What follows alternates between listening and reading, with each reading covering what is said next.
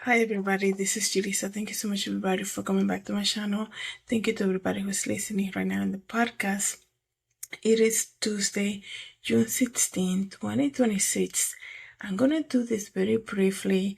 I was like, I need to speak about this because it's such a great testimony. And speaking about myself, like in the fashion industry, and hearing the testimony of the founder, one of the biggest cosmetic brand out there, and hearing him speak about God and his transformation, I was like, I need to speak about it. And that's why I'm doing this episode. But please know I don't have the microphone on or nothing like that, so I'm gonna do my best to just share the audio right here from my phone. So just bear with me. Before I continue, I want to say thank you, of course, everybody who's listening using Spotify. Don't forget to follow me on JulissaDesigns podcast on Spotify. It helps me as a creator, and every time I make a new episode, you will get a notification. And thank you guys so much, everybody who's using Apple Podcasts. I see the audience there growing. So thank you guys so much for following me on Apple Podcasts. Don't forget also to join in the subscription. And also you can follow the podcast there. And of course, everybody who's watching this video right now on YouTube, thank you so much, everybody, for being here. So, I always tell you guys all the stories that I come and share. Oh, I think I used to share more in the past, in the previous years, about, all these big top CEOs, right?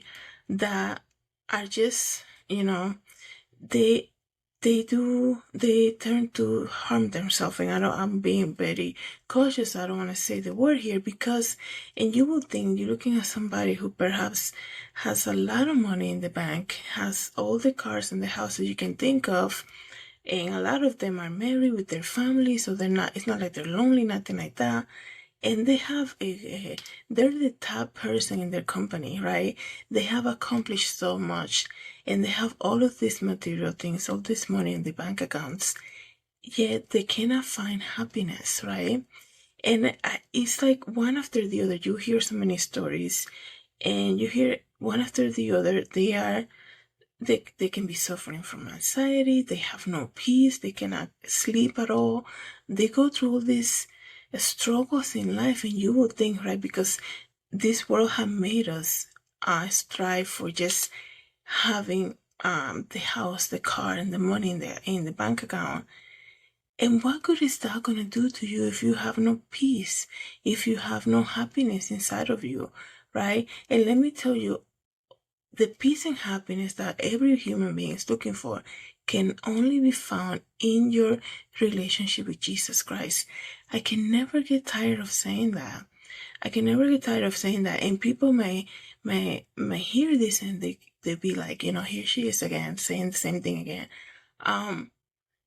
It's just like, I think for a lot of people, they will never understand it until they experience it. And that's why I feel, sometimes God do give you everything that you ask for, so that you realize, wait a second, that I always wanted is not even making me happy at all, right?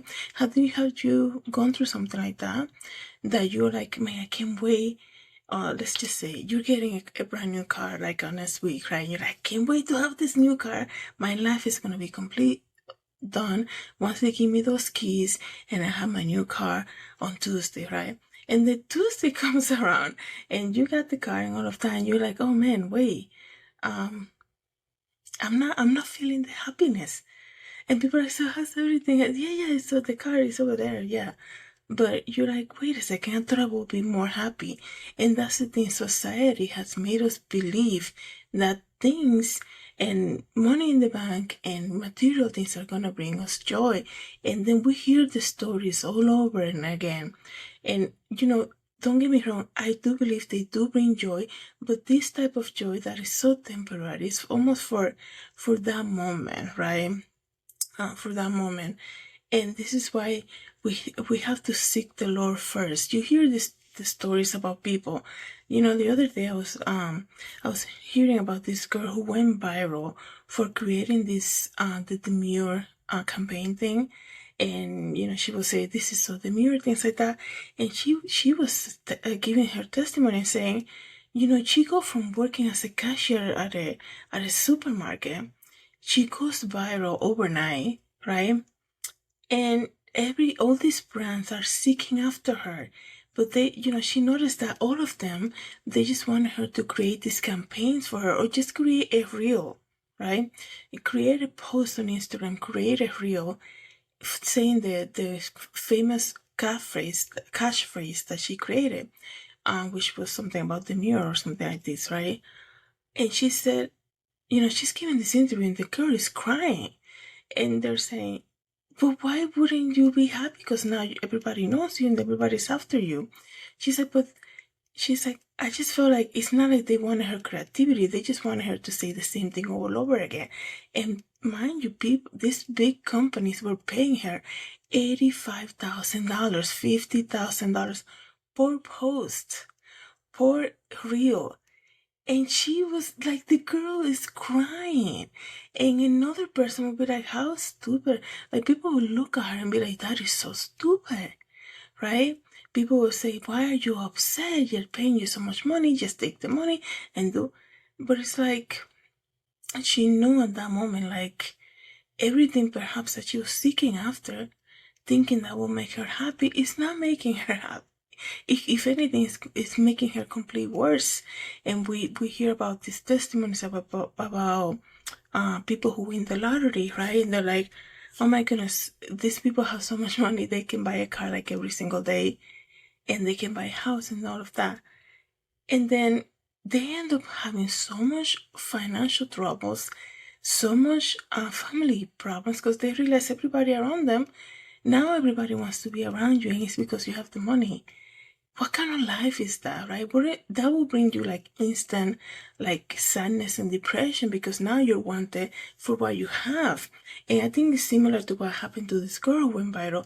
All these brands were seeking after her just because she said that famous catchphrase, not because she was creative or that she was really good at doing makeup and all of that.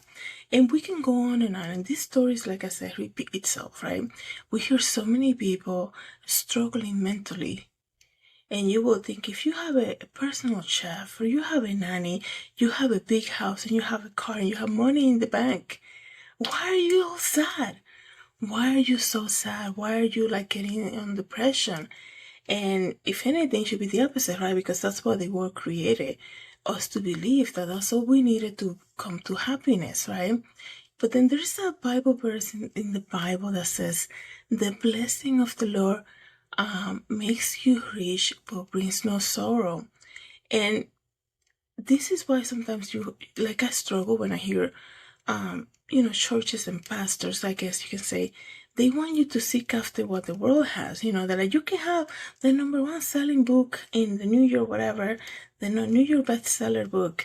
You can have all the cars and this. You can be as famous as Oprah. Like, that's what you're offering people that believe in the Lord?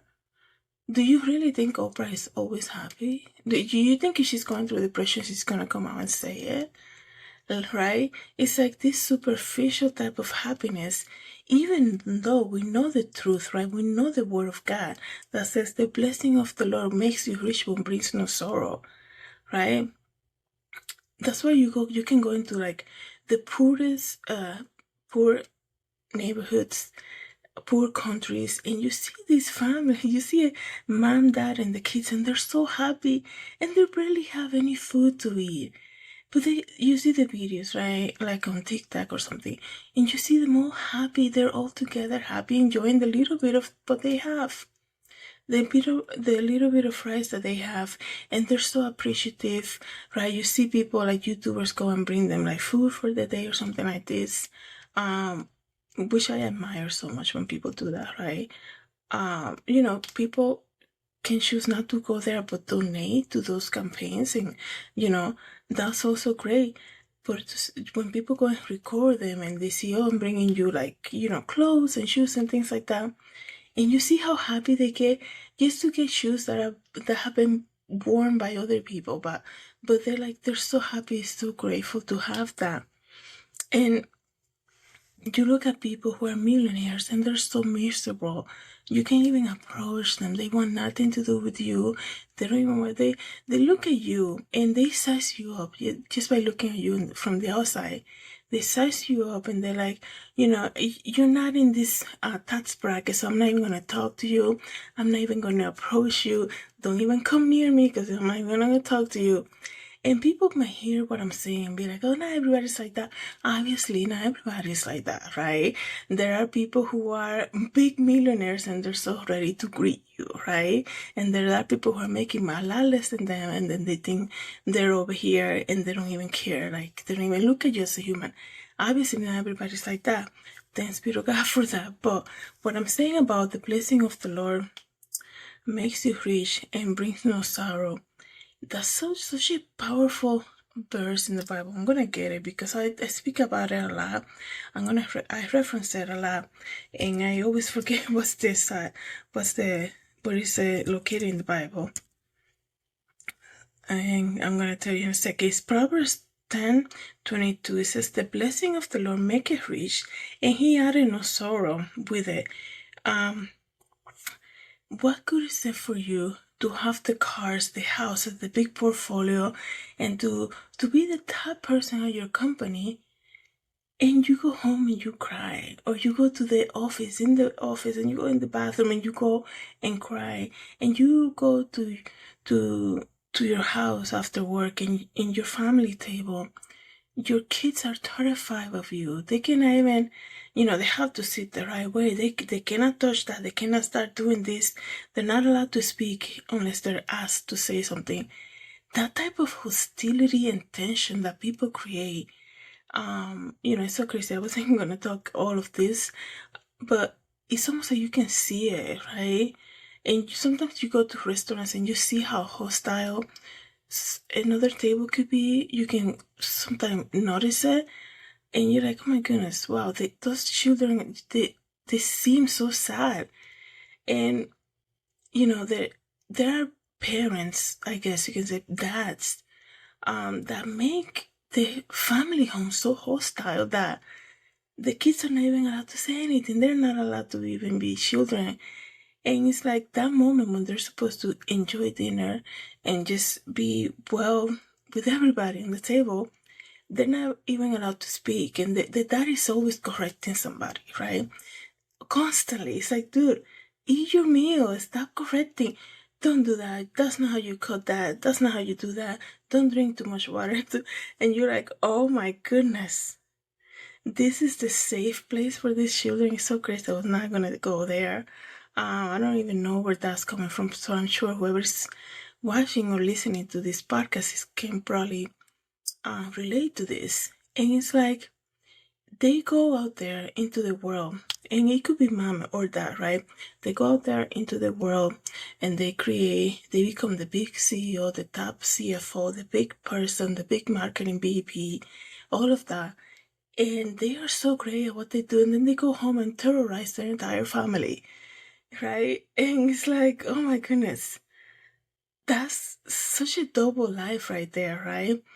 And then they wonder why they're so miserable, right? That you terrorize your whole family. The kids have anxiety just going out to the park with you. They cannot even be normal kids around you. You're always correcting them, right? Those people that cannot, they always have to tell you something. Don't do that. That's not how you open. Hold on a moment. It's like in 5 minutes of being together, there are like 50 corrections going on. And it's like, oh, who wants to be around that, right? Who wants to be in that midst? But this world really makes you seek out, power and money and all of that. And you get all of that, and you still like you can be so like miserable, right? That's what they say, so sad and all of that. And that's how you know. I think when that happens to you, that's how you know you're seeking the blessing that the world gives, not the blessing that the Lord gives, right? Because if it's from the Lord, you will have no sorrow. And I know people can be misinterpret what I just said, but do we as Christians experience moments of sorrow, sadness, and all of that? Yes, we do. But even in that moment, right? Have you ever started crying about something and you end up laughing? I'm like, why am I even worrying about this? This is so crazy. And then it's like you begin crying, and people can look at that and be like, oh, that's that's an appointment right there. But hear me out. Like, you can begin to pray, like, when you start praying, but you're praying and you're crying at the same time because what you're going through is so bad and so sad and sorrowful and all of that. And then there is a peace that comes to you that you start praying while crying, and the prayer finish while you laughing. You're like, this is so ridiculous. It's almost like you already know, like you know that your Father in heaven heard you, and you know that He's gonna take care of you like He always does, right? And you're like really worried. It's just such a time waster. And that's what I'm saying. Like, the blessing of the Lord makes you rich but brings no sorrow, right? And now I'm gonna tell you what I was originally gonna tell you is that the founder of the big cosmetic company called E.L.F, E.L.F, very famous. I think I've seen it. I think I bought their products many, a lot of times. I've seen it a lot at the drugstores and the pharmacies like Walgreens, CVS. I don't know if they actually used to sell their cosmetics at Kohl's or probably at Ulta too, but the founder, his name is Joseph Sharma and Scott Vincent Borba, and let me just tell you who he is exactly. I do apologize about that because in the last couple of days he's been in the news a lot, right? He's been the founder of the E.L.F cosmetic brand, has now become a Catholic priest. And I gotta tell you, you gotta seek out his testimony. I don't have it. It's not my interview, but he's been doing the news channels. He's been doing a lot of the podcasts, and he's talking about his testimony. And this man, and it's so crazy because when I do fashion shows, I see these people. It's almost so weird. I see these people doing the makeup, and they're so good at what they do, and they're so, every celebrity, they tell you every celebrity they work with, and they're so well known, and you do New York Fashion Week with them, and they tell you, oh yeah, next week I'm doing LA, and then I'm going to Paris. They're busy, great at what they do, and very very prolific, right? And they're very talented and everywhere. And you go on the Instagram, and they're super famous. They have a great following. And this man created, his name is Scott Borba. He created the huge brand, like I said, E.L.F Cosmetics. And now he became a deacon. And he said that, his testimony is very amazing because he worked with like so many celebrities and all of that. But he said that was not, he felt so empty. He felt so, even though he had all of that, the brand became so big, so well known, and I think it's still out there to this day. And he founded that brand in 2004, and then he left in 2019. And he said he felt like God was calling him to something else, right? And he says here, the former businessman, 52-year-old, announced this past May that he was making a career jump from the beauty industry to the church, following his ordination as a Catholic priest performed by the Diocese of Fresno, all in his hometown of Visalia, California, on May 23rd. Scott Barba took part of his first interview, and he said God sanctifies his whole route to bring me back now to glorify his name versus to glorify myself or idolize the business that I was creating. He said, so this is interesting. It's even interesting. It just already gave me like kind of like something to for me to think about, right? This actualization of the business, of this idea of, you know, that what you're doing is just, nobody else. It's almost like you idolize so much your career that you forget about God. And I'm not saying that everybody should stop what they're doing and become priests right now. Obviously, there are ways that even in your career you can glorify the Lord. I heard somebody the other day say, everything that you do glorifies the Lord. Not necessarily. I don't agree with that, because there are a lot of people doing crazy stuff right now. You can tell to somebody everything that you do for your job will glorify the Lord. There are people doing crazy stuff at their workplace, right? That doesn't necessarily glorifies the Lord, obviously, right? So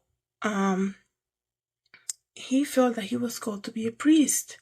And I know people will look at this, what I'm saying, and be like, oh, but he shouldn't be a priest. He should be more like a pastor, because it's like, that's not the point. It's like, when Jesus, I always think about that. Some people just miss the little point, the big point they miss, and they focus on other things, when Jesus healed somebody on the Sabbath day, people were like, you healing somebody on the Sabbath day. It's like, he's been paralyzed for years and years. Like, can you look at the big miracle and stop trying to be like, oh, he didn't do it the right way. He didn't say the right thing. And, instead of being a priest, he should be a pastor. Some people look at that. It's like, this man is coming out after working for so many celebrities in this huge industry that is the beauty industry. Is massive. I remember in 2000, let me see, when I noticed that beauty was taking over bigger than fashion, and people can disagree with that, but you saw the shift take place, and I'm trying to think what year that was. Around 2013, 2014, I noticed that this beauty thing became bigger than fashion. Beauty meaning like cosmetics and cosmetics, compared to fashion, because I feel like when you're having Sephora and Ulta and all these people, big celebrities creating this fashion brand, skincare, that's what I also meant to say. When you see these big cosmetic brands making their way into department stores, you're like, there's something bigger that's taking over, and it's almost like fashion is kind of moving aside a little bit to make room for beauty. And this guy left right in that, that pinnacle of the cosmetic brand, and was like, I'm gonna do what God calls me to do. This man who was on the Home Shopping Network, who was doing makeup with Paris Hilton, who was on the top of his game, the brand became so huge, so big, and he said he felt empty, that God was calling him to do something else. And that, to me, like I said, you have to reach out, you have to search for his testimony. It seems as though he's doing a lot of interviews right now, so you probably hear about him. To see him transform from that, it's almost like anybody who has a dream to create a beauty brand will look at him and be like, what are you doing? You're crazy. This is like the best thing that could happen for your brand, for your business. You're a celebrity everywhere you go. Everybody knows you. Every artist wants you to be there to do the makeup or suggestion and words and all of that. And that's what, that's another testimony for you to listen to, because it tells you, even though all of that, because we can achieve everything, right? Because we can do all things through Christ. But is it really what God wants us to have, right? In my testimony, I can tell you that when I first started doing clothing, I would be like, I will be in my mind, I will be like, if I get this opportunity, it will be amazing. And then it will be like the day before, and I see how things were playing out and things were falling into place, and I was like, oh, please, God, please stop the whole thing. I don't want to do it anymore. I don't know where my mind was.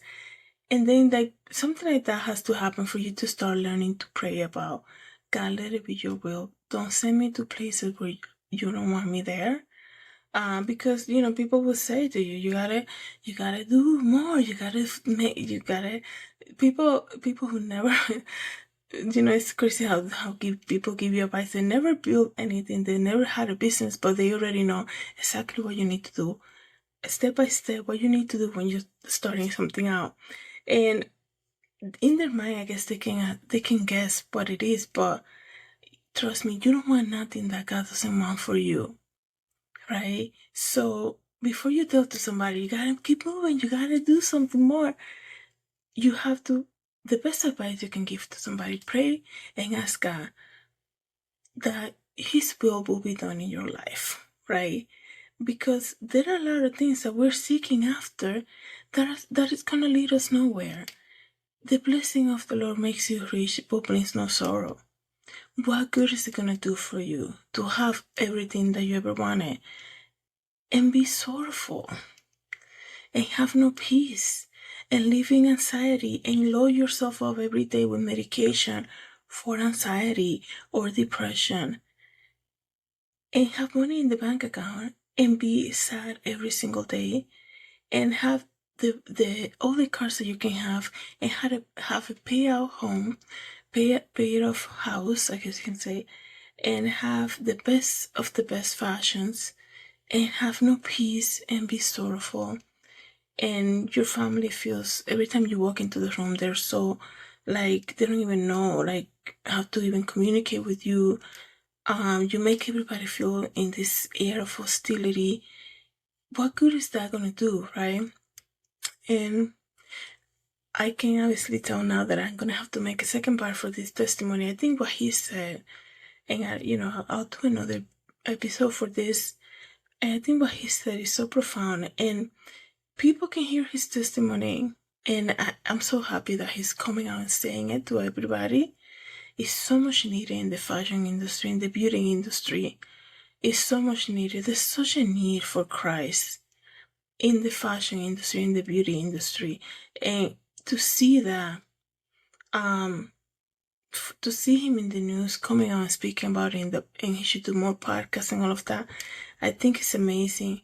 And I'm gonna talk about it more. I'll do a second part of this episode, but I wanted you to, just think about this for a second. The blessing of the Lord, it says Proverbs 10:22, the blessing of the Lord, it maketh rich, and he added no sorrow with it. Just think about that. Thank you guys so much for coming to my channel. Thank you everybody who's listening to the podcast. God bless.